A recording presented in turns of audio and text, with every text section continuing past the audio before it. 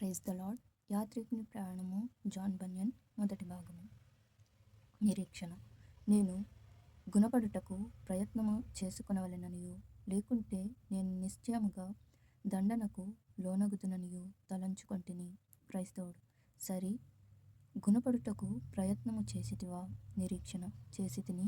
ఎట్లనగా, నేను నా పాపముల నుండి మాత్రమే కాక పాపుల సహవాసము నుండి పారిపోయి దేవునికి ప్రార్థన చేయుట, పరిశుద్ధ లేఖనములు చదువుట, పాపము నిమిత్తము విచారపడి ఏడ్చుట, నా పొరుగు వారితో సత్యమే పలుకుట మొదలైన భక్తి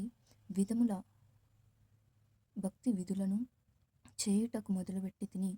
క్రైస్తవుడు. అప్పుడు నీకు సుగుణము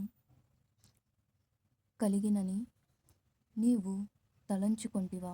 నిరీక్షణ. అవును, కొంతకాలము అలాగున తలంచుకొంటిని. అయినను తుదకు నేను ఎలాగున గుణపడినప్పటికీ నా ప్రయాసము దాని ఆలక్ష్యము చేసి తరంగముల వలె తిరిగి నా మీదికి దొర్లుచు వచ్చెను. క్రైస్తవుడు. అప్పటికి నీవు గుణపడి ఉంటివి గదా. ప్రయాసము అలాగున తిరిగి వచ్చుటకు కారణమేమి? నిరీక్షణ. ఈ క్రింది వాక్యములు నన్ను బాధపెట్టుచుండినవి.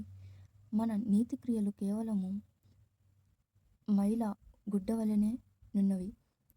యెషయా 64వ అధ్యాయము 6వ వచనము. బోధన, ప్రమాణం, క్రియల వలన ఏ మనుష్యుడును నీతిమంతుడని తీర్చబడడు.